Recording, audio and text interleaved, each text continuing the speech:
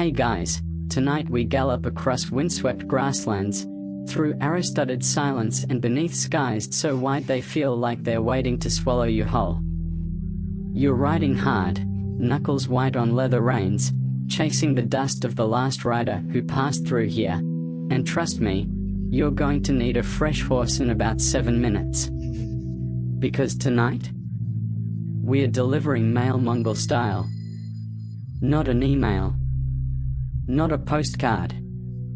Not even a scroll by pigeon. No, you are the message, and your saddle is your seat at the fastest, most terrifying postal service the world had ever seen. Before FedEx, before carrier birds, before the nearest city even knew what a road was, the Mongol Empire had a communication network so fast and brutal it made war look polite. And you probably won't survive this. So, before you get comfortable, take a moment to like the video and subscribe, but only if you genuinely enjoy what I do here. Drop a comment with your location and what time it is where you are. I love seeing where we are drifting off from tonight. Now, dim the lights, maybe turn on a fan for that soft background hum, and let's ease into tonight's journey together. You sit on a worn saddle over the back of a horse whose breath steams like a forge. Around you, the steppe stretches in all directions, a sea of waving grass and crickets so loud they sound like static. There's no trail, just instinct. And the wax-sealed scroll in your pouch, still warm from the hand of the man who whispered, "Ride east." No questions. Your mission is simple: deliver this message. Your odds of succeeding? Statistically somewhere between slim and please start writing your will. Because Mongol Mail wasn't your charming village postman. It was a state-sponsored frenzy of speed, endurance, and militarized logistics that made modern systems look like a Sunday stroll. Mainstream historical fact: the Mongol postal system, called the Yam, was established under Genghis Khan in the 13th century. It spanned the vast reaches of his empire, from Korea to Hungary, and used a series of relay stations where fresh horses and food awaited official couriers. At its peak, the system maintained more than 1,400 stations, spaced about 25 to 30 miles apart. You urge your horse forward, legs aching, eyes scanning the endless land for the next Yam station. You're not carrying a birthday card. You're carrying imperial intelligence. Grain tax reports. Movement updates. Possibly instructions to spare or obliterate an entire town. Each mile pounds into your bones. Each gust of wind carries dust and suspicion. You know someone is watching. Because someone is always watching. Fringe tidbit?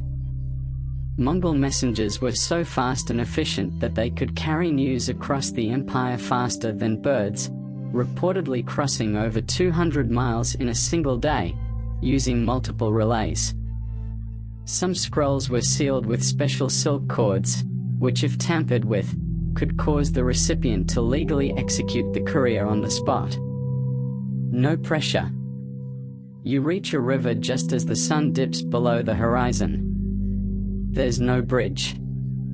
Only a rough rope tied to a pine stake, leading to a narrow boat operated by a man with 2 teeth and no apparent desire for small talk. You toss him a silver coin, standard courier fare, and he gestures silently, pointing with his chin toward the water like it personally insulted his grandmother. You cross. You ride on. You change horses at the next station, where a boy no older than 10 hands you dried yak meat and a flask of fermented mare's milk. You drink both. One burns your throat. The other burns your trust in flavor forever. Historians still argue whether the Mongol relay system functioned primarily as a wartime tool or whether it was always intended as a bureaucratic backbone. Some believe the speed with which Genghis Khan could mobilize troops hinged almost entirely on this infrastructure. Others claim it was a natural evolution of the nomadic communication networks that preceded empire. But as you ride on, through sleet, through darkness, through a whisper of trees where bandits once waited, you begin to understand something deeper. This isn't just about messages. It's about presence. The yam isn't just mail. It's proof. Proof that the Khan sees you. That the empire breathes across every valley and gulch. That no matter how far you run, his word will find you. And right now, you are that word. You pass a lone traveler, bundled in wool, trudging westward. He bows without stopping. He knows what the badge on your saddle means. You carry authority. You carry consequence. You also carry exhaustion. But you don't stop. Because you're less than a message now. You're motion. And in Mongol lands, motion is law. A falcon cries above. A gust of wind scatters grit into your eyes. You blink through it. And keep going. Because somewhere, 500 miles east, someone waits for this scroll. And they won't wait forever. You wake up to the smell of horse sweat and something steaming in a pot that might be stew or might be vengeance. The sun hasn't fully risen, but already the sky is bruising with lavender and orange, and somewhere nearby, a raven makes the sort of sound you'd expect from someone who just stepped barefoot on a Lego. Your legs ache. Your back feels like you've been kicked by history. But there's no time to wallow, because the next station is calling, and you have a job to do. Not just any job. You are the ghost in the grass. The whisper before a storm. A certified, Pizer-wearing, ride-or-die Mongol courier. You saddle up. Again. Because if there's one thing you've learned already, it's that in the Mongol Empire, everything, and I mean everything, moved fast. Mainstream historical fact: the Mongols weren't just fast on horseback, they built an entire civilization around speed. Their armies could travel up to 100 miles a day. Their supply chains moved with brutal precision. Even their laws around food and rest were designed to minimize delay. Mobility wasn't just a feature, it was the empire's defining trait. You ride east, guided by the rising sun and a series of oddly comforting horse droppings that mark the path ahead. You're heading for the next yam station, about 30 miles away. Just before the halfway point, a hawk shadows you from above. You wonder what it's like to be a bird in Mongol lands, free to soar over empires, never worrying about imperial mail or saddle sores. Then again, birds don't get free soup and fresh horses every 30 miles. You reach a small rise. Below, the grassland unfurls like a green quilt. Somewhere out there, invisible from where you sit, is a pulse. The network. The yam. Fringe tidbit? The Mongol postal system got its name from the Turkic word yam or jam, meaning road or relay. Riders were known as ordigian, and were granted remarkable privileges: food, shelter, even the right to commandeer horses from civilians. Some called them men of smoke, because they moved faster than campfire signals. You crest the next hill, and there it is, a squat wooden building beside a well, with a plume of smoke curling from its chimney and 3 horses tethered to a rail. It smells like boiling milk and freshly saddled leather. A man steps out, yawns, and gestures toward the stable without saying a word. He's seen hundreds of riders like you. You're a pulse, not a person. You unsaddle. Swap mounts. Gulp a wooden bowl of milk tea that tastes like hay and defiance. Then you're off again, into the morning haze. Historians still argue whether Genghis Khan's emphasis on speed came from military genius or was simply a continuation of steppe nomadic culture. Was it a deliberate strategy, or just the way things always were? Either way, by turning that cultural DNA into state infrastructure, he changed the course of communication and warfare forever. You pass another rider, heading west this time. He nods. You don't stop. Neither of you speaks. Because speaking takes time. This is how messages move in Mongol lands. Not with pomp. Not with pigeons. With sweat. With gall. With boots that don't get to dry until the empire's had its say. Later, you arrive at a larger station, this one a crossroads, where couriers from 4 directions converge. You overhear pieces of scroll titles. Karakoram taxation figures. Rebellion near the Aral. Guest list for the Great Khan's banquet. You sit by the fire. Someone hands you dried curds. You chew without tasting. It's not about cuisine. It's calories. You wonder how long this has been going on, this rhythm of men and horses, of hoofbeats and missives. And the answer is, longer than most empires last. Because this isn't just about ruling. It's about knowing. A message delivered late might as well not be delivered at all. And in a world where decisions are made by arrows, and lives hinge on timing, you don't delay. You don't dawdle. You ride. The stars rise again. Your next scroll is tucked in your sleeve. You don't know what it says. You never will. That's not your job.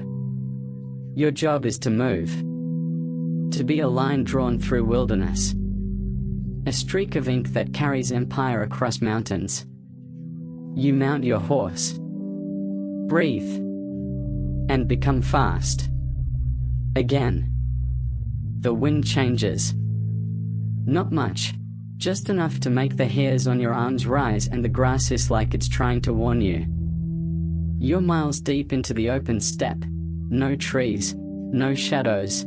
Just the endless roll of land and the urgent rhythm of your horse's hooves, which sound almost like a drumbeat played by someone who's had too much fermented mare's milk and not enough chill. And then you spot it. On the horizon, a squat wooden outpost with a fluttering scrap of red cloth nailed above the door. That scrap means something. It means Yam Station. It means your next horse. It means you can maybe breathe for 6 minutes before getting back in the saddle. But it also means something bigger. It means the system is alive. Mainstream historical fact: Mongol Yam stations were spaced at regular intervals, roughly every 25 to 30 miles, and served as relays where messengers could change horses, rest, eat, and pick up supplies. They were funded by the state and manned by station personnel whose entire job was to keep riders moving. Think of them as the medieval equivalent of a hyper-efficient highway rest stop, except you're not buying snacks, you're swapping out the beast carrying your nation's secrets. As you draw closer, the smell hits first: hay, sweat, smoke, and broth.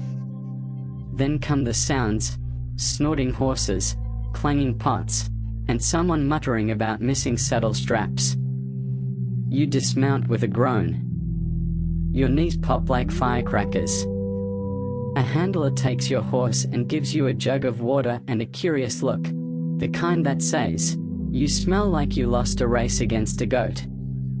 You shrug, drink, and head inside. Fringe tidbit? Some of the larger Yam stations, especially along major routes, weren't just relay points. They became miniature hubs of gossip, espionage, and impromptu diplomacy. There are stories of couriers overhearing entire diplomatic negotiations between envoys who passed through on the same night.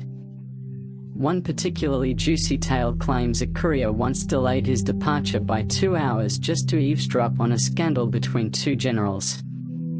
He later accidentally delivered that scroll to the wrong camp. Inside, the fire burns low, and the walls are covered with soot and scratched initials. A steaming pot of stew, probably goat, hopefully not yesterday's courier, bubbles gently in the corner. A woman sits cross-legged by the hearth, sharpening a blade that could split your scroll in half from 10 feet away. She glances up. Southbound? You nod. She gestures toward a horse already saddled and twitching with anticipation. You barely have time to swallow 2 bites of stew, tastes like regret and root vegetables, before you're back outside, swinging into the saddle of a beast that clearly thinks it's auditioning for a war movie. You ride again. Because that's what the system demands. Historians still argue whether these yam stations were adapted from earlier nomadic practices or built wholesale by Genghis Khan's administration. While some scholars believe the idea of postal way stations originated in Chinese or Persian models, others insist the Mongols refined it beyond anything previously imagined, creating the world's first genuinely continent-spanning postal grid. You pass another station just before nightfall. This one's smaller, little more than a tent and a pair of horses. But it's manned. And lit. And ready. That's the thing about the Mongol yam. It wasn't luxurious, but it was there. Consistent. Unbroken. A nervous system for an empire. And you? You're a neuron. Firing. Carrying signals across impossible distances. There's something weirdly comforting about it. Out here, in the vast breadth of nowhere, you are never not expected. Each station is a hand extended. A lantern lit. You ride into darkness. The stars overhead aren't just stars anymore, they're checkpoints. Mile markers on an invisible map that someone built not with bricks, but with sweat, trust, and an army of slightly unhinged couriers who knew how to switch horses in 42 seconds flat. As you stop for the night, curled under a thin blanket with your saddle as a pillow and the scroll tucked into your tunic, you think about the next station. And the one after that. And the one after that. Like veins in a body. Like beats in a pulse. Because if there's one thing the Mongol Empire never tolerated, it was silence. Not between camps. Not between borders. Not between people. The yam didn't just carry messages. It carried presence. And that, more than armies, more than walls, is what makes an empire feel alive. You've barely rubbed the sleep out of your eyes when someone kicks your boot and shoves a hot biscuit into your hand. Scroll waits for no one, the man mutters, already leading your next horse out of the enclosure. You're up in seconds, because that's how this life works. No slow mornings. No stretching luxuriously in bed. Just saddle creaks, frosty breath, and the ever-looming awareness that if you're late, you're not just fired, you're possibly dismembered. Maybe just metaphorically. Maybe not. You check the wax seal on the message. Unbroken. Good. You check your stole bag. Water, dried cheese, smoked mutton, one slightly rude note from another courier tucked in for morale. Also good. But before you ride out, the station master hands you something small, flat, and gleaming, a silver tablet with strange markings. A paisa. Mainstream historical fact, the paisa, or gerage, was a special badge issued to authorized messengers and high-ranking officials in the Mongol Empire. It acted as an imperial passport, granting its bearer the right to demand food, lodging, horses, and other resources from any station or settlement. Carried visibly, it served as both identification and intimidation. Paisa holders were extensions of the Khan's will, and defying them was as good as defying the Khan himself. You fasten it to the outside of your tunic. Immediately, people step back. Just a bit. But enough to notice. The effect is subtle but powerful, like walking around with a glowing review from Genghis Khan himself pinned to your chest.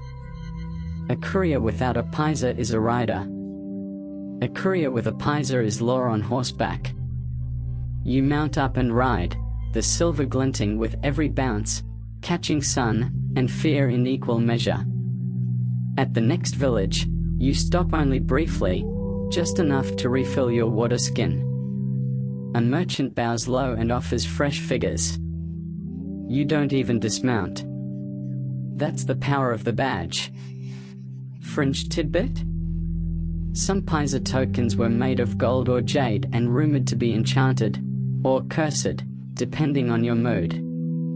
A few legends tell of couriers who went too far with their power, demanding banquet feasts, commandeering prized stallions, or starting fights in roadside inns. According to one story, a courier once used his paisa to marry a local lord's daughter, and was never seen again.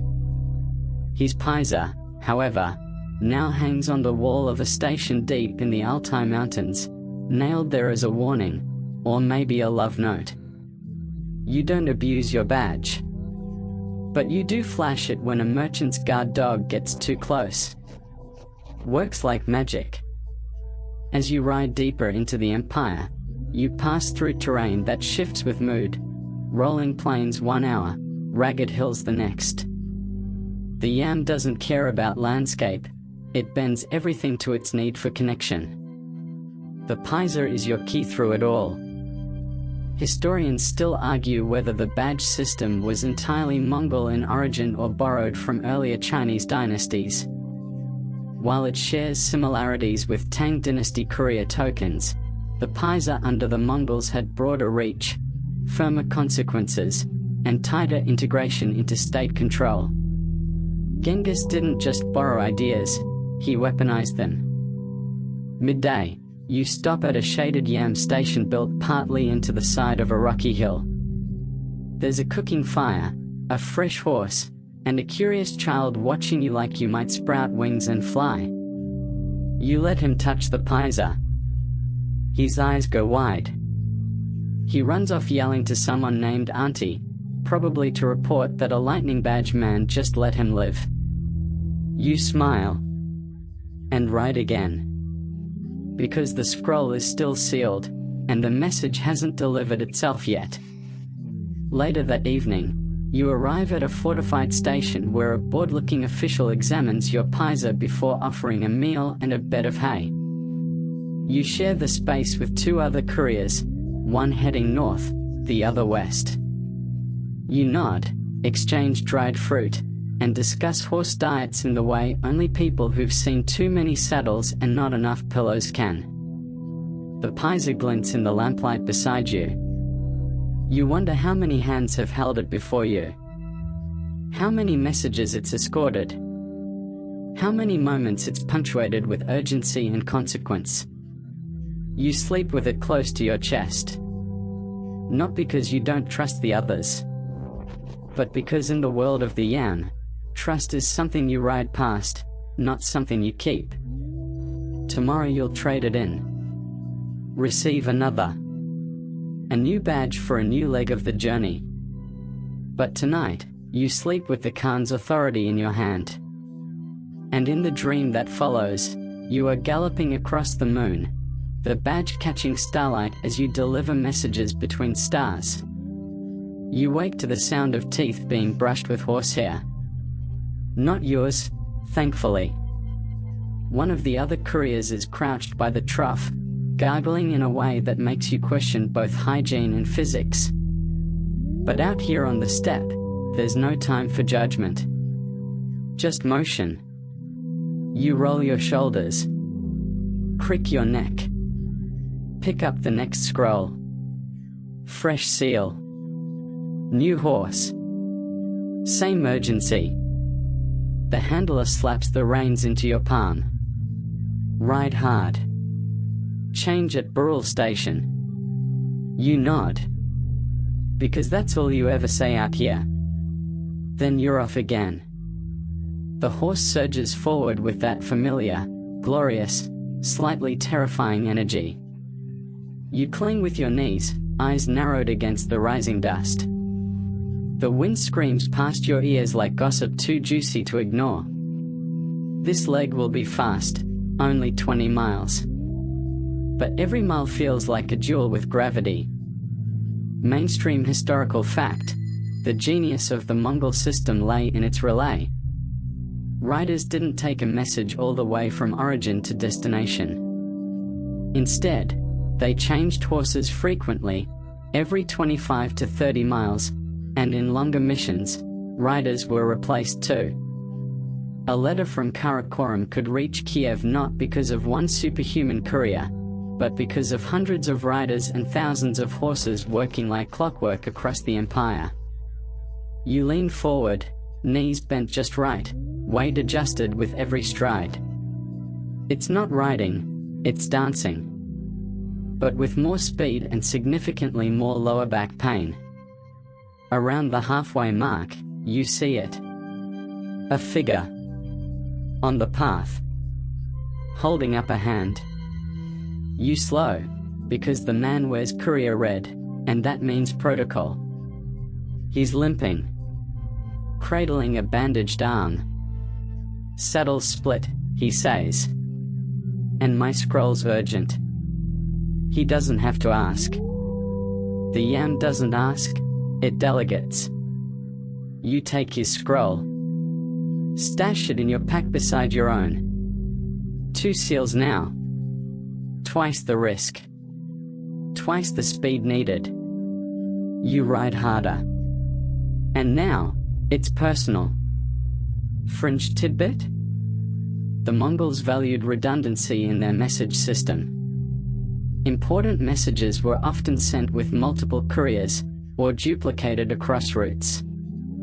There are records of some letters being sent in triplicate, just in case one rider was waylaid, robbed, or, well, eaten by a particularly ambitious wolf. Each scroll bore notches or cords to indicate its security level. Crack the seal? Risk death. Return with it unopened? You got dinner. The terrain grows harsher. Rocky outcrops. Dust devils. A hawk screaming something that sounds suspiciously like, should have stayed a goat herder. But you push through. Every relay works like a nerve, carrying the twitch of command from the brain of the Khan to the farthest limbs of the empire. You are that twitch. And the limbs are waiting. You see Burrell Station just before sunset.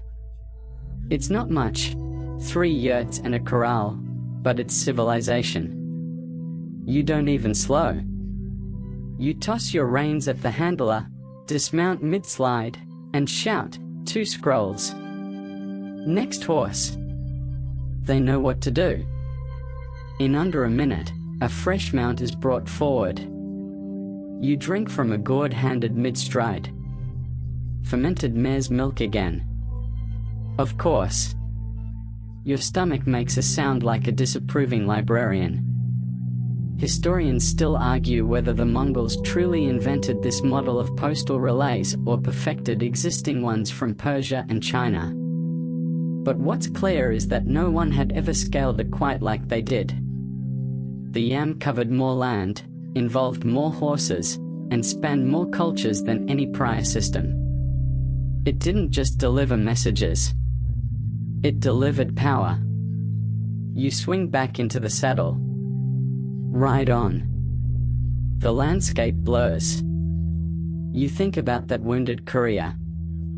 You hope he got tea and a soft blanket. You think about the scrolls in your pack. what they might say, who might be waiting on them. One could be ordering the deployment of troops. Another might be a letter to a sister in Samarkand. They both matter. Because in this system, every word counts. The horse you're riding now is feisty. Young. It bucks a little, testing your balance. But then it settles into a gallop, smooth and long-legged, like it knows it's part of something bigger than both of you. That's the real magic of the yam. It wasn't just a network. It was a rhythm. A breathing, sweating, galloping beast of empire. And right now, you're one of its heartbeats. You see the next hill. Beyond it, the lights of another station. You push the horse just a little harder. Because scrolls don't deliver themselves. And because somewhere far ahead, another courier is already riding toward you. A relay. A whisper in the dark. And you are the answer. You don't even bother dismounting fully this time. The relay works like instinct now. You swing out of the saddle mid-gallop, toss the reins to the handler like you're late for dinner, and land already jogging toward the new horse, which is, bless its hooves, already saddled and twitching with barely contained eagerness. Northbound scroll, the stationmaster barks, his hands elbow-deep in oat mash. Double packet, you say, tapping your satchel. Urgent. He whistles through his teeth. Then, with a nod to the groom, you're back in the saddle, a blur of leather and intent. Mainstream historical fact: the Mongol Empire's yam wasn't just a string of relay posts. It was a centralized, state-funded communications grid that stretched from the Yellow Sea to the Black Sea. Genghis Khan had it expanded deliberately as his empire grew, ensuring that messages from the capital, Karakoram, could reach far-off provinces in weeks or even days. Roads weren't always literal. Sometimes it was just a worn path, but the network was so consistent, it rivaled even the later Persian or Roman courier systems. You push north now. The air smells different, less dust, more pine. You're entering forest terrain, which means trickier footing, slower winds, and the occasional wild boar that looks like it's been working out. But the yam continues. It always does. Because this isn't just a postal system. It's the Empire's bloodstream. And you, friend, are a platelet riding hard.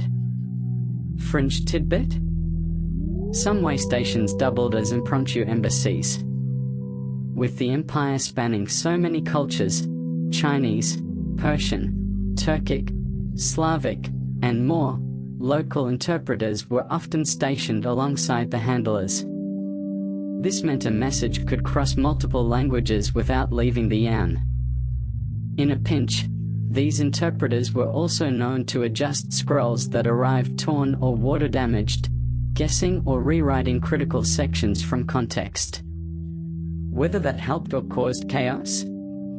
Unclear.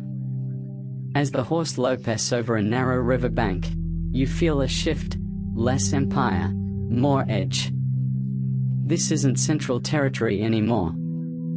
You've passed into the outer limbs of Mongol control, where the yam stations grow smaller, the roads rougher, and the trust more fragile.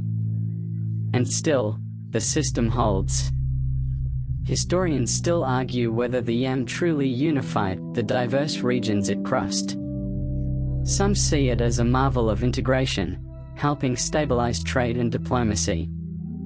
Others point out how local populations often resented the forced labor and requisitioning that came with hosting stations. Yam personnel could legally demand food, shelter, and even livestock, often leaving villages struggling. But whether admired or feared, the system worked. You stop briefly at a lonely station manned by a single old man and two teenagers. They're cooking fish over a spit and eyeing you like they haven't seen anyone in weeks. You exchange no more than 3 words. Hand over a wax chit with the imperial seal. Take the new horse. Ride on. You begin to notice something odd. At each station, one of the scrolls in your pouch is quietly referenced. Not opened, just checked against a second sealed item. A log, maybe. Whatever it is, the message is being tracked. It's a priority packet. And now you're part of its journey. You adjust your speed accordingly. The horse senses your urgency and responds with ears pinned forward and a gait that makes your ribs ache. As night falls, you reach a compound larger than usual, an intersection. Couriers from multiple directions huddle by the fire, drinking a broth so strong it could double as armor polish. You recognize the badge on one rider, a falcon engraved on black iron. That's a diplomatic courier. His scrolls are even more important than yours. Or maybe, they're the same scrolls.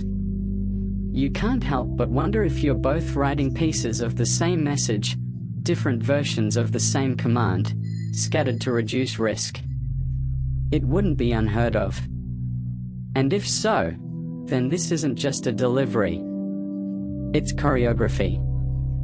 Empire as performance. Each rider an actor. Each gallop a line of dialogue. Each station a breath. You eat quickly, spiced lentils and goat. Not good. Not bad. Just hot. You sleep on a pile of canvas, listening to the faint muttering of a handler reciting horse names like a prayer. And when the stars are at their highest, you rise again.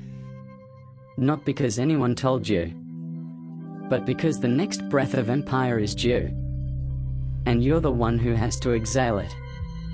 As you ride, trees thin again. And ahead? A vast open stretch. A long plain with nothing to hide behind and nowhere to slow down. Perfect for galloping. Perfect for a message that must reach someone before morning.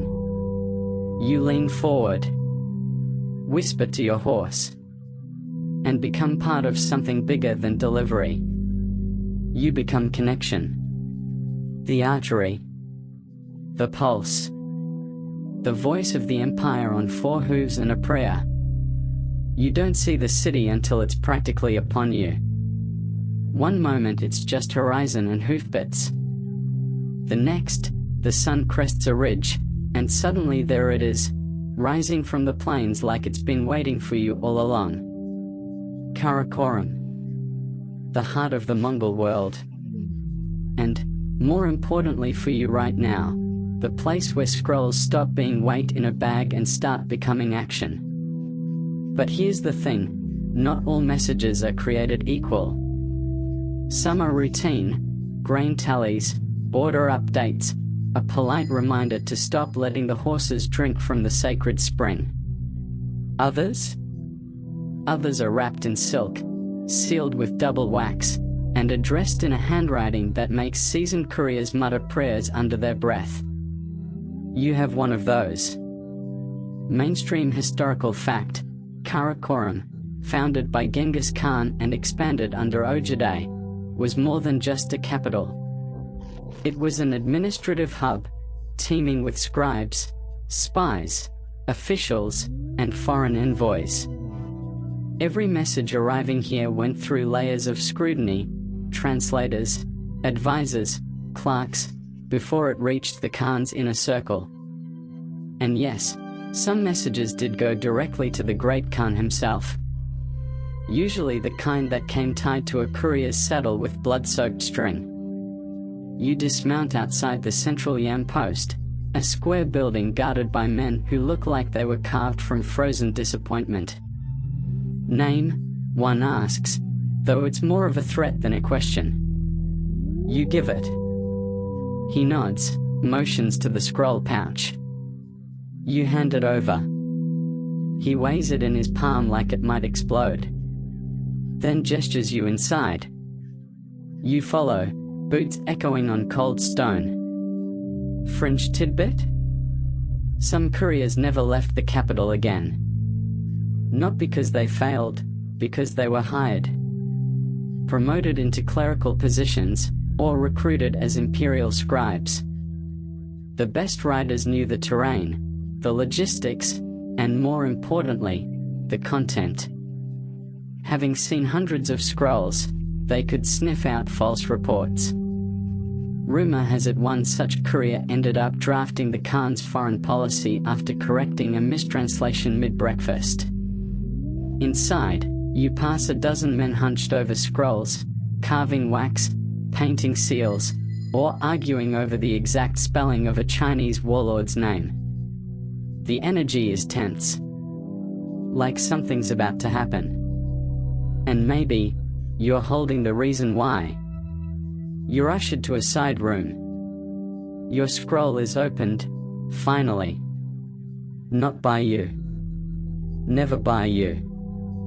But by a man with eyes like cracked onyx and fingers stained with ink.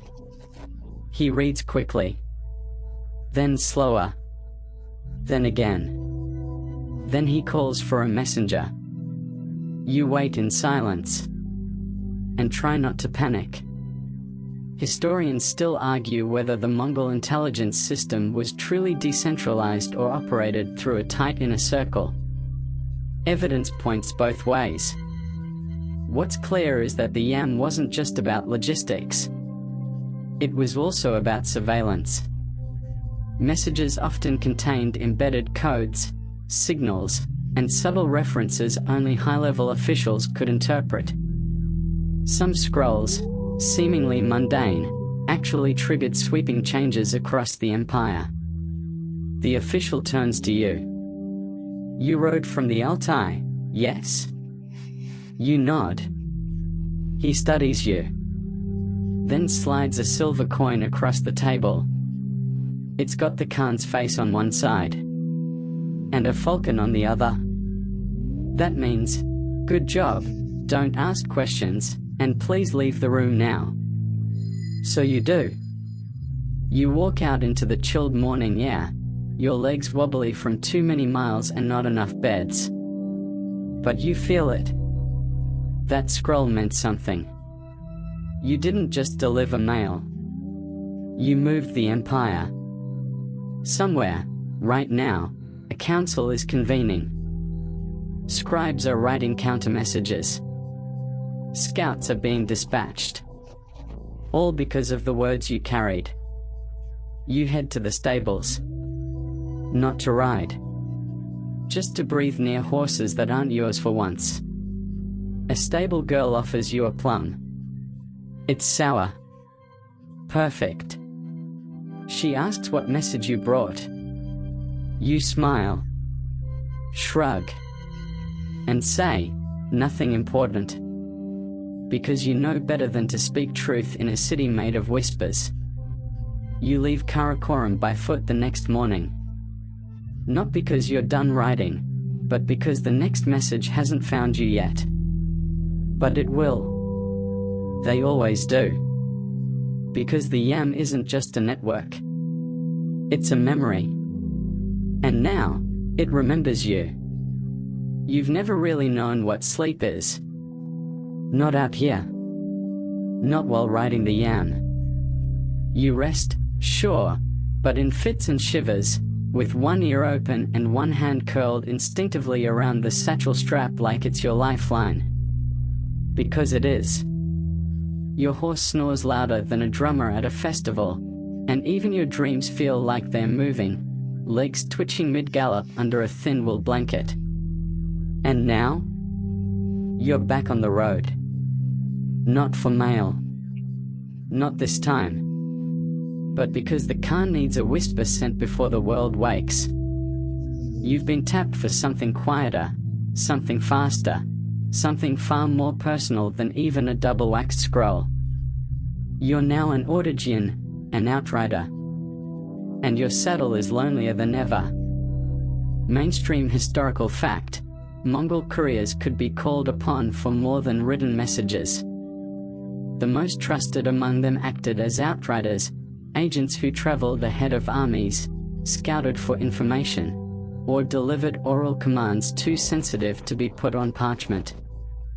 These couriers operated alone, carried no identifying insignia beyond their paisa, and often changed horses at unmanned posts deep in hostile terrain. Your mission is voice-carried, not written. A short phrase, burned into your memory by repetition and sweat. You've said it under your breath 32 times since sunrise, even while peeing. Because if you forget it, the person waiting won't be impressed. They'll be dead. You ride through wind-cut valleys, your cloak flapping like an exhausted flag. The sky is the kind of color that means someone offended a weather god, and the clouds look like they've started plotting. Fringe tidbit? Mongol outriders were sometimes trained in multiple dialects, not just for communication, but to avoid detection. A courier who could switch between Persian, Uyghur, and Mongolian might slip through a checkpoint or negotiate with a suspicious village leader. Some even wore reversible cloaks with different tribal markings, just in case loyalties needed to shift on short notice.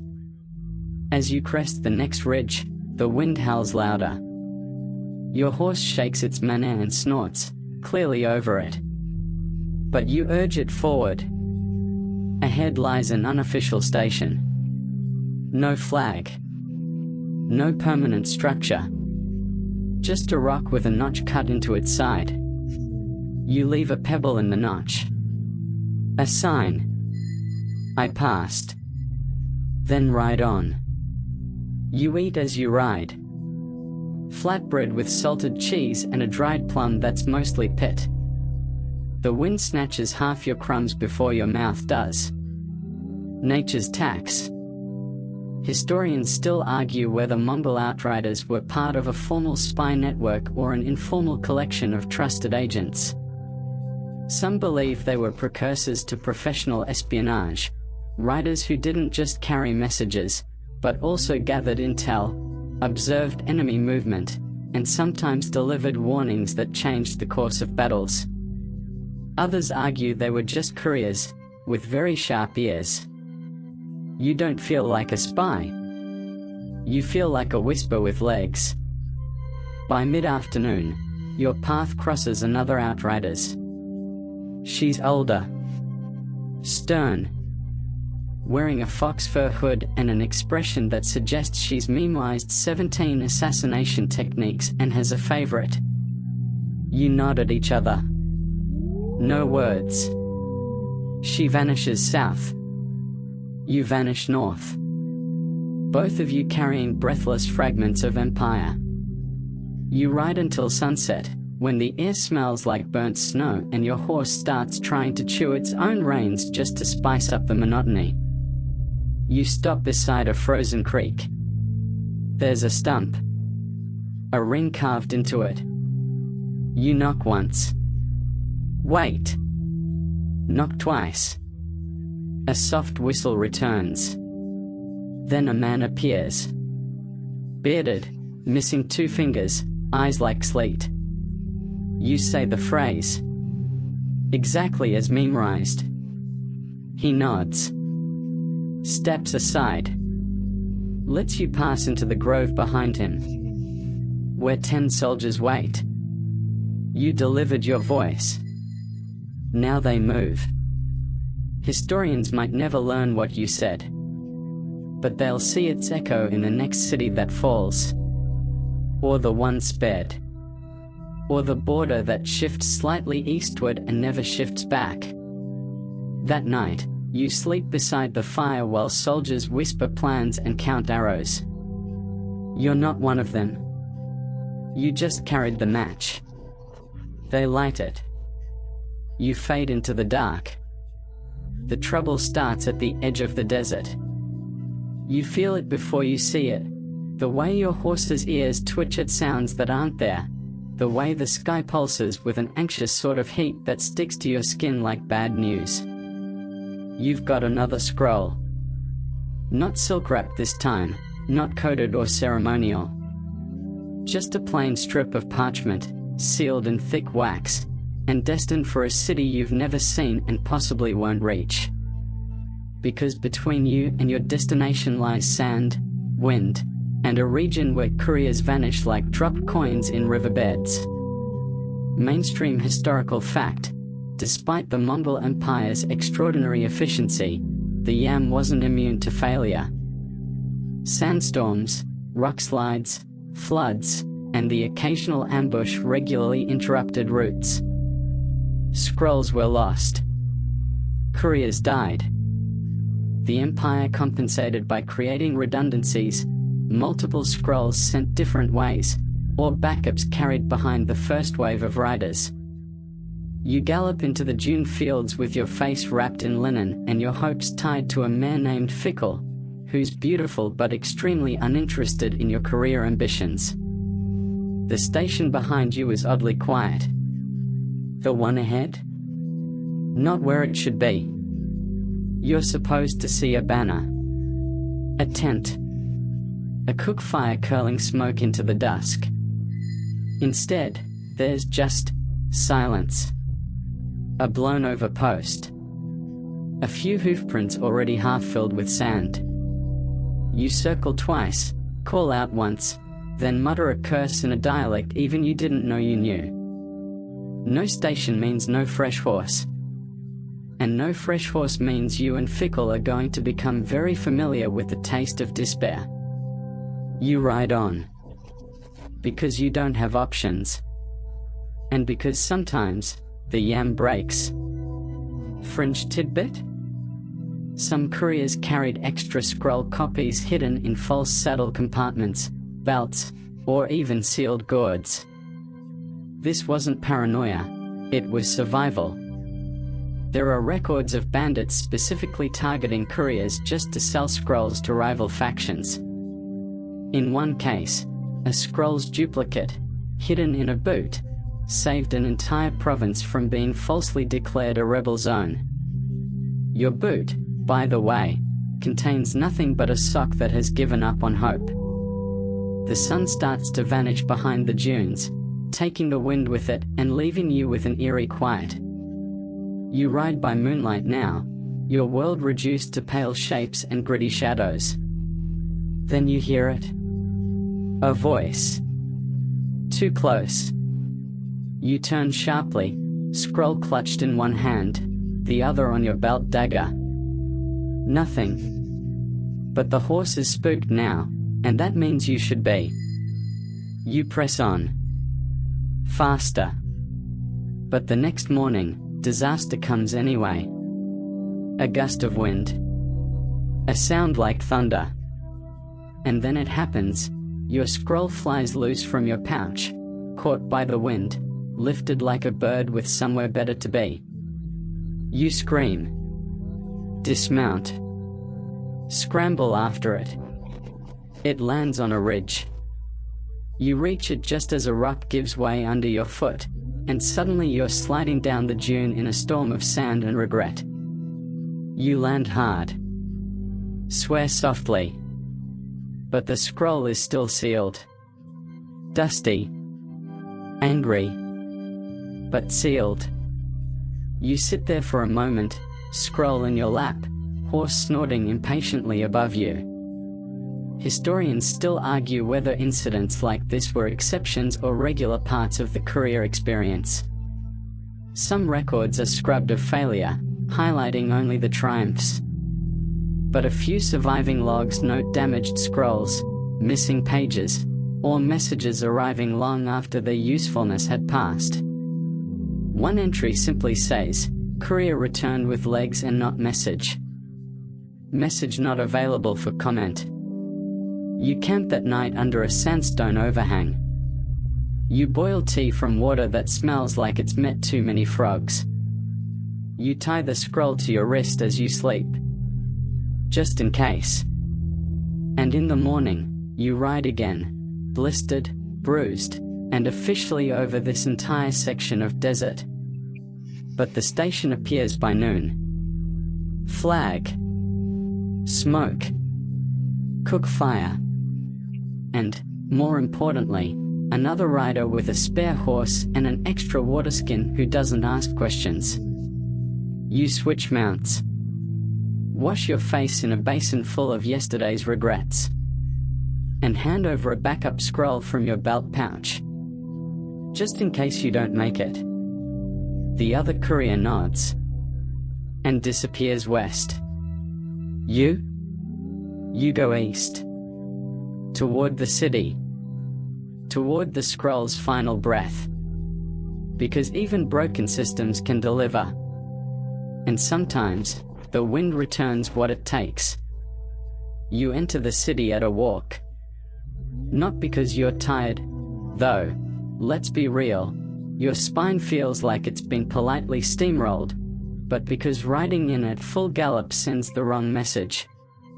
And the scroll you're carrying now? It's not for just anyone. It's addressed to the governor. Which means politics. Which means tea that tastes like suspicion and chairs that creak with implication. Mainstream historical fact: the Mongol Empire maintained a complex administrative hierarchy in its provinces, especially in key trade cities along the Silk Road. Messages delivered to local governors often involved taxation updates, military troop movements, or imperial decrees. While many governors were Mongols, others were Persians, Chinese, or Central Asians trusted by the Khans. Delivering to these officials wasn't just logistics, it was diplomacy. The city, Kashgar, is bustling. A mosaic of camel bells, sizzling spice stalls, silk draperies, and at least 4 languages in every alley.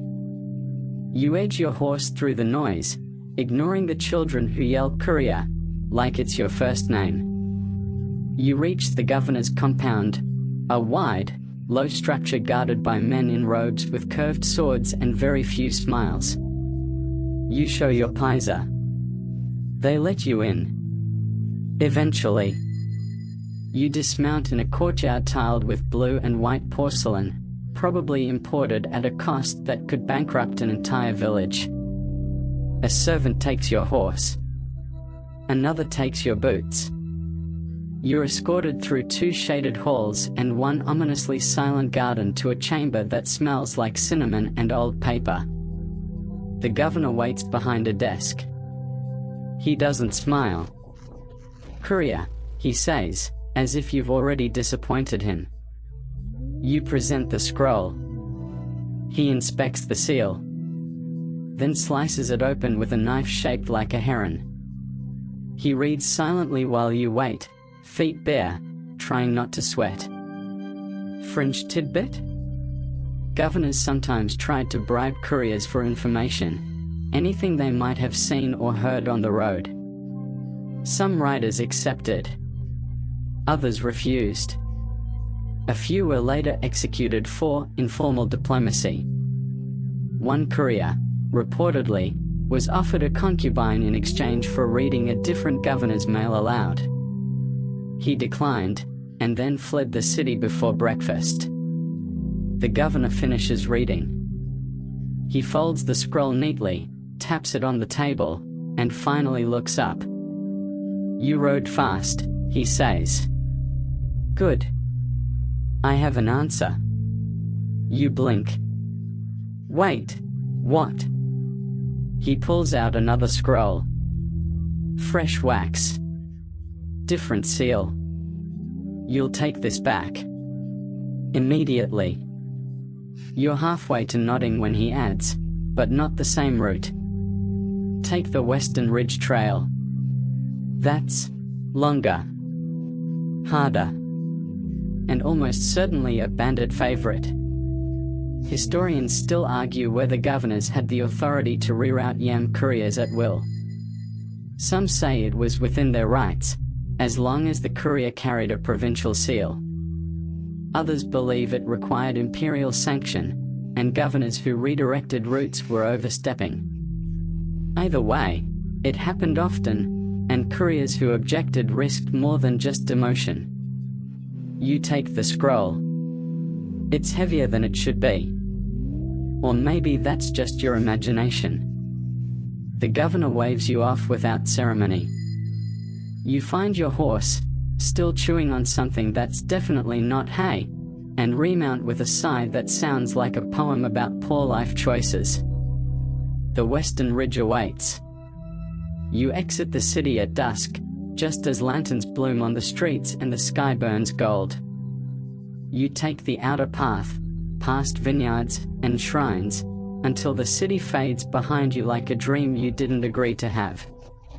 You're back on the trail.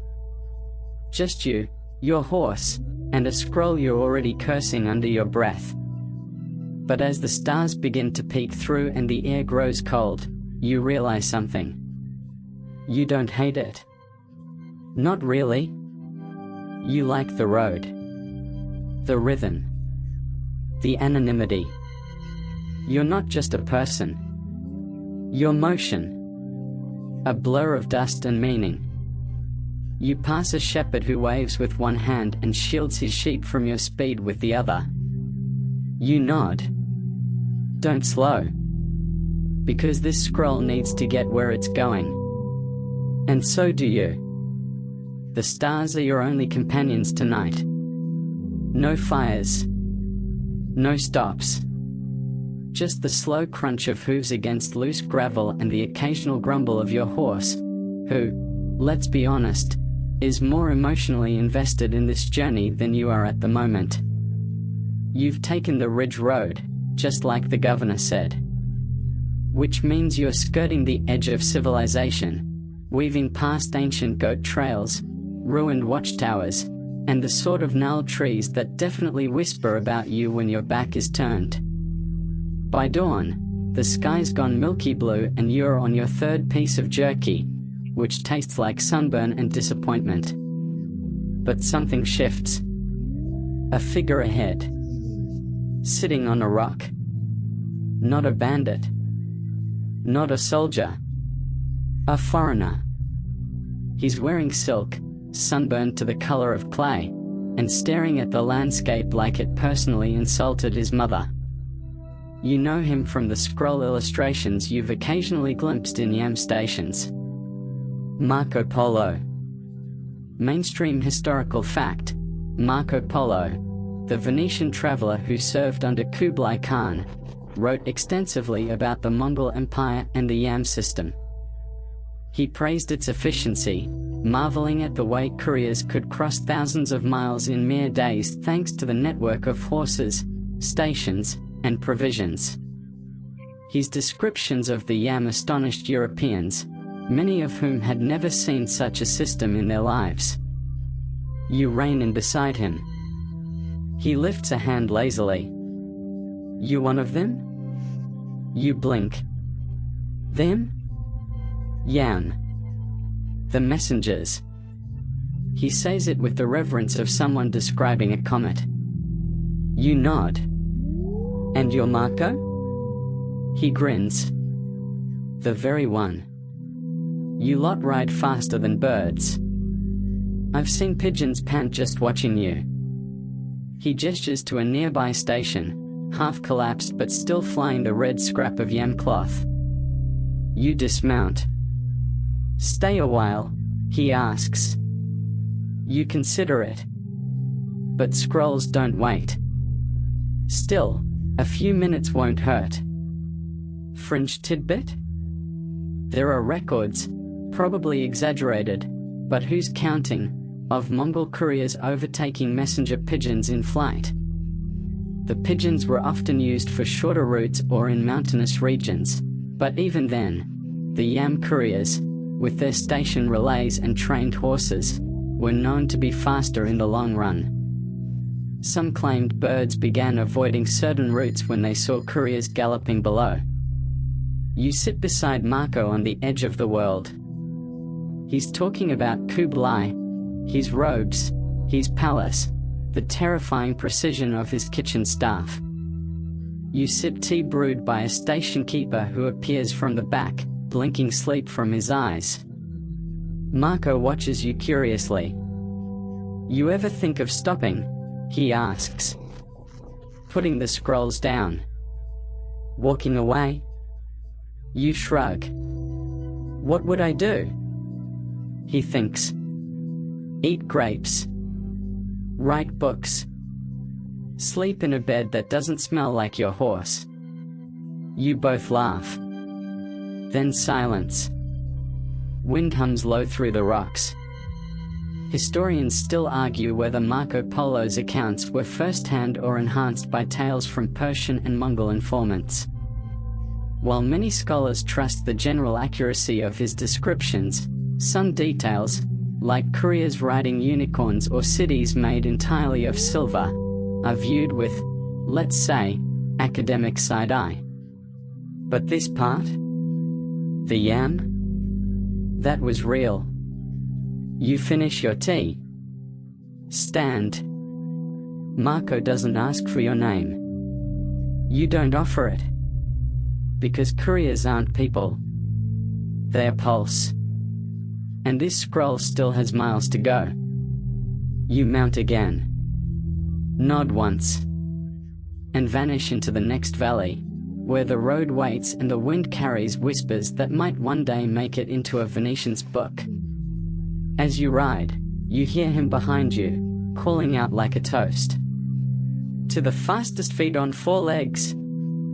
You grin. Because yeah, that's you. You crest the next rise just in time to witness a falcon being thoroughly ignored by a galloping courier and his very enthusiastic horse.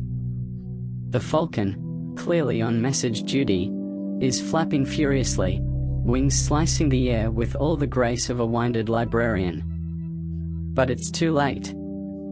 The courier below streaks past a ridge marker, a blur of mud-spattered boots and ponytail, scroll clutched like it's the last slice of cake at a diplomatic banquet. The bird veers left, flustered. And you? You laugh. Because you've seen it a dozen times by now. The yam is faster than pigeons. Mainstream historical fact: while many civilizations, Romans, Persians, Chinese, used birds to send messages, the Mongols relied on a network of mounted couriers that was often faster, especially over longer distances. A pigeon can fly in a straight line but needs rest, can be intercepted, or blown off course. Meanwhile, a courier on the yam had rest stops, relays, and legal authority to demand new horses at each stage. In controlled environments, birds were quicker. But across the rugged, unpredictable sweep of the empire, the yam reigned. You continue your ride, the morning breeze thick with the scent of pine resin and hoof churn. Your scroll's wax seal presses against your ribs like a second heartbeat. Behind you, the falcon circles once and disappears. The next station welcomes you with a bowl of hot stew and an apologetic handler. Sorry, he says. Pigeon from Persia arrived 5 minutes ago. You look at him. Raise an eyebrow. Then hand him your scroll. Scroll from Altai got here 3 minutes ago. Fringe tidbit? Some Mongol couriers developed a habit of racing pigeons on purpose, especially if they knew a scroll was being sent alongside a bird to test reliability. There are scattered anecdotes of bets placed between station masters, 2 birds versus 1 courier.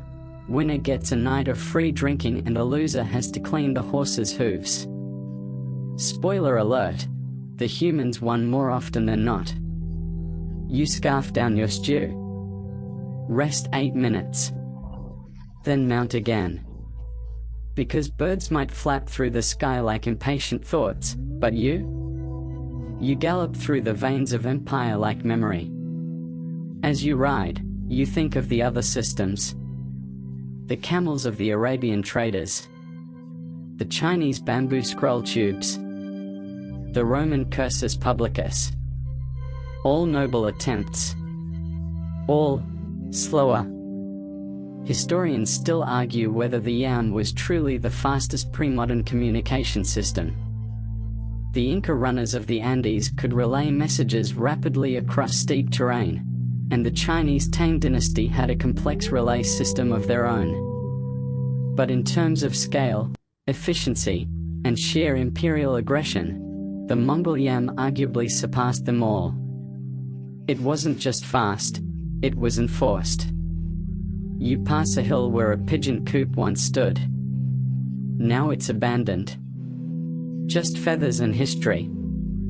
You imagine some old man, sitting in the coop's shadow, saying to a bird, "You've been replaced by a sweaty guy named Botar who can ride for 60 miles before even considering water." No offense to the birds. But let's face it, couriers don't poop on scrolls mid-transit. The day fades into copper and smoke. You pass a caravan. They wave. You nod. They've been on the road for weeks. You'll be done by sunset.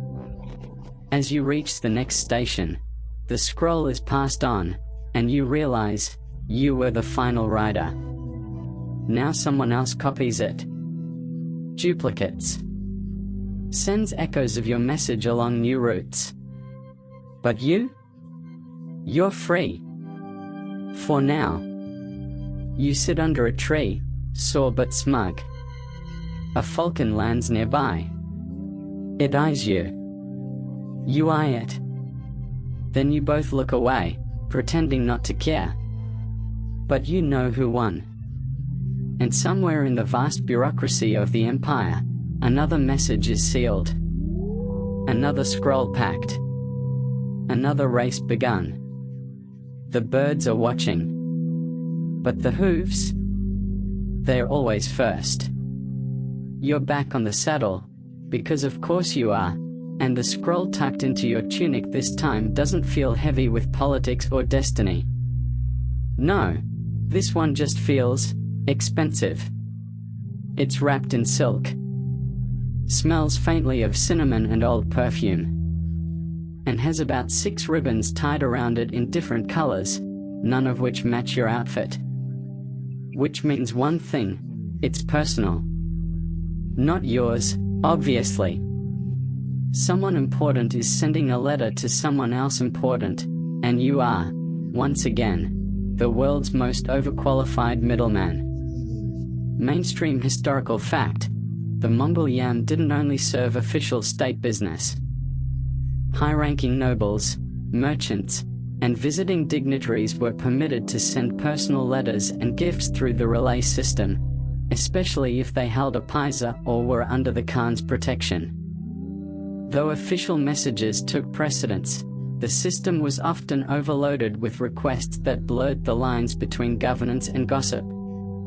You ride through riverlands this time, green and humming with dragonflies. It should be relaxing. But your current mount, a horse named something that sounds like Murderface in Mongolian, has opinions about everything from rocks to butterflies and keeps jerking sideways at inopportune moments. You try to enjoy the scenery. You really do. But every 5 minutes you're yanked into another bush or nearly impaled by a willow branch that absolutely did not need to be that aggressive. By the time you reach the first station, your cloak looks like it lost a fight with a laundry basket. And then you get the news. There's a rider down, says the handler. 6 miles ahead. Took a fall. You're chewing on goat jerky and pause mid-bite. What was he carrying? The handler points to a scroll on the bench. A second delivery. Different seal. Now you have 2 scrolls again. Because why have one anxious message when you can double the anxiety? Fringe tidbit? Some Mongol couriers rode with multiple scrolls on purpose, both as a backup and as an act of subtle insurance. If one route failed, they could pivot. But it came at a cost: heavier load, stricter scrutiny if caught, and the ever-present risk that one message contradicted the other. There's a famous case of a courier who unknowingly carried a marriage proposal and a declaration of war, both to the same family. You pack the second scroll. Adjust your belt. Swear softly into the wind. Murderface seems thrilled. You press on, the road narrowing into farmland, where kids wave and women shout about soup and call you the scroll boy. You do not correct them. Because honestly, you kind of are. By dusk, you're soaked from a surprise downpour and debating whether you're allowed to open scrolls just to check if they feel important. You don't, of course. Not because it's illegal, but because if you did, you'd want to know everything. And that's a slippery slope from which only bureaucrats return. Historians still argue whether the cost of maintaining such a vast and fast communication system was sustainable. Some say the horses, riders, and station upkeep stretched even the Mongol treasury, leading to logistical bottlenecks and, eventually, scaled-back coverage. Others argue that the yam was relatively efficient compared to European systems, and its decline had more to do with political fragmentation than finances. But you know the truth. The yam worked because people rode it. And people break. You reach the ridge by moonlight. There's a stone marker, freshly painted. A fire glows at its base. You dismount. Check the scrolls. Still sealed. Still safe. You hand one off to a relay rider heading east. The silk-wrapped one? Still with you. You camp under the stars, sharing dry biscuits with a goat that wandered too close and now refuses to leave. You name her mailroom. She seems flattered. The price of a faster message isn't just saddle sores and bad rations. It's being out here, alone, often injured, and somehow responsible for words that might change a family, a province, or an empire. But the scrolls don't ask if you're tired. And the next horse is already being saddled. So you stretch, yawn, and swing back up. Because even goats need to know their place. And this message? It's not going to deliver itself. You've begun to recognize the silence. Not the peaceful kind, no, the yam doesn't really offer that.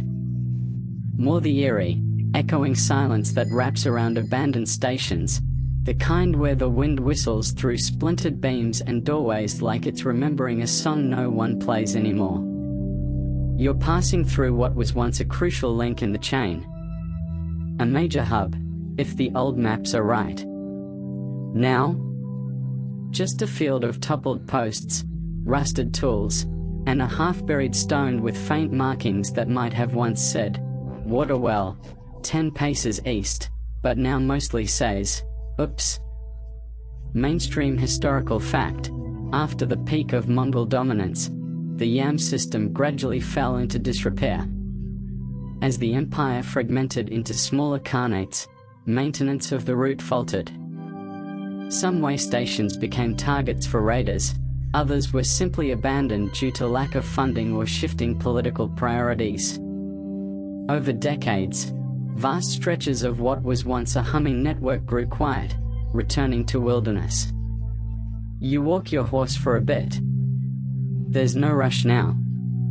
The scrolls have been delivered, the last urgent route complete, and you're simply returning to what, exactly, you're not sure. Another station? Another scroll? Or maybe just rest? Nah. You'll probably get another scroll. The grass grows tall here, reclaiming old pathways. You think you see the bones of a horse under a collapsed yurt. Or maybe it's just a bundle of reeds that wants to ruin your day. You pick your steps carefully anyway. Fringe tidbit? Some station ruins became legendary.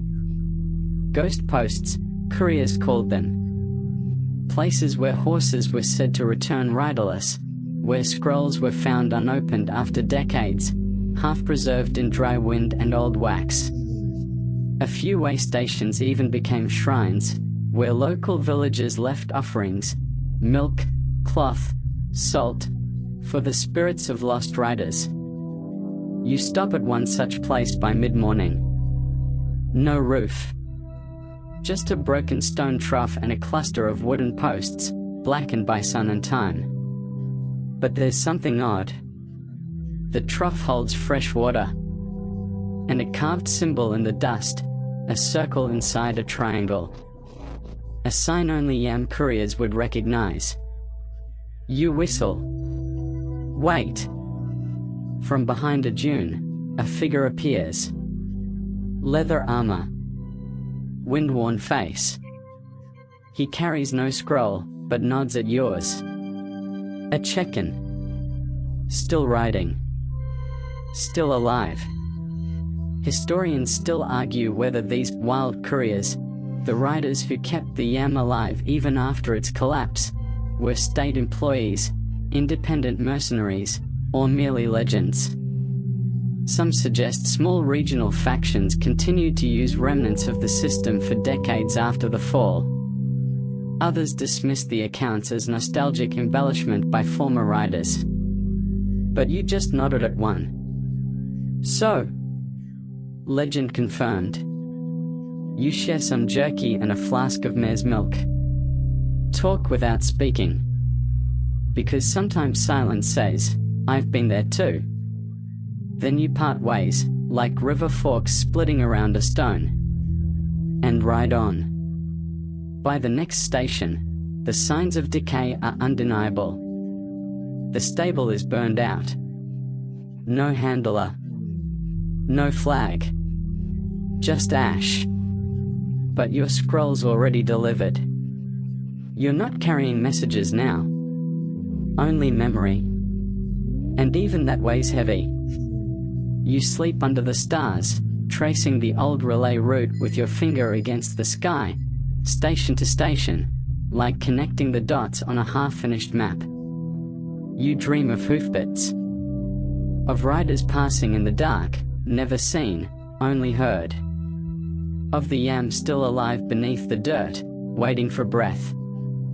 Of scrolls that flutter even when the hands holding them are long gone. And in the morning, you ride again. Because though the silence is real, so is the rhythm.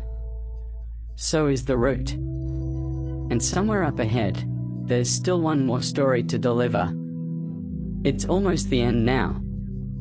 You can feel it in your bones, less from fatigue, though, let's be clear, your thighs are currently protesting like overworked bureaucrats, and more from the way the wind has shifted. It no longer pushes you forward. It circles, folds, whispers back upon itself, as if asking, where have you been? The trail leads downhill, into the lowlands where grass gives way to reeds and the roads are just soft enough to make every hoofprint feel like a signature. You're not carrying a scroll today. You're carrying something else. The weight of the ride. The memory of a system that held the world together on leather straps and the stubbornness of men who refused to be late. Mainstream historical fact, the Yam didn't end in a grand collapse. There was no final scroll, no ceremonial last ride. It faded, like breath. Fragmented as the Mongol Empire split into khanates. One section fell to local warlords. Another adapted into the postal models of Persia.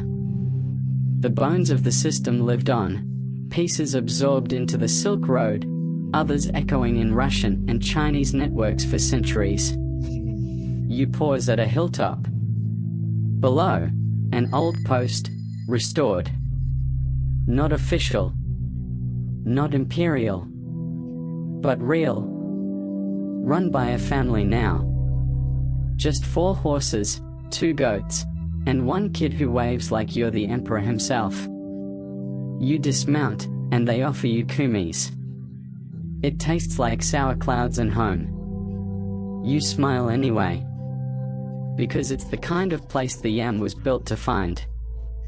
You sit by the fire that night. Not because of duty. Not because of a seal or an order. Just because it's warm. And because the other riders, those who still show up, now and then, tell stories. You share yours. Laugh at the time you outran a falcon. Cringe at the time you lost a scroll to a sandstorm and had to pretend it was meant to be symbolic.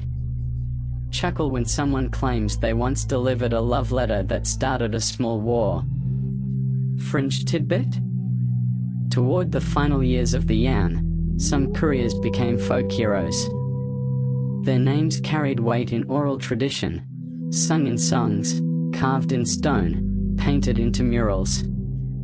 Not all of them were real, of course. But in the borderlands, especially in the steppes of Central Asia, riders became symbols of loyalty, speed, and unshakable determination.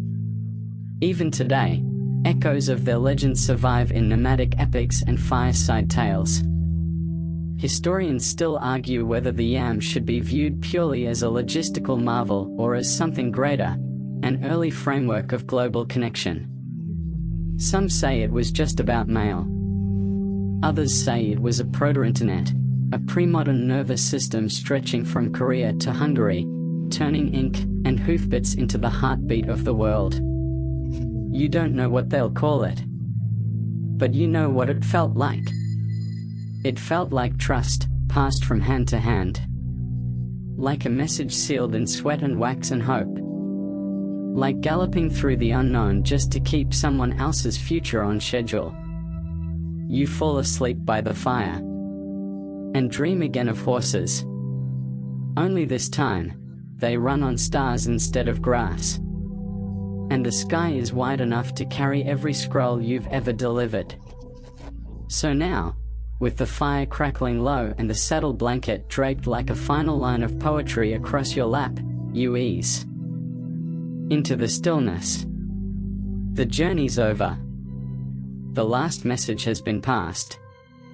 And for once, you don't have to ride off toward another horizon. Instead, you let the quiet settle over your shoulders, like snow that means no harm. You picture the Yam as it once was, not broken, not faded, but alive. Every hoofbeat like a heartbeat. Every station a breath.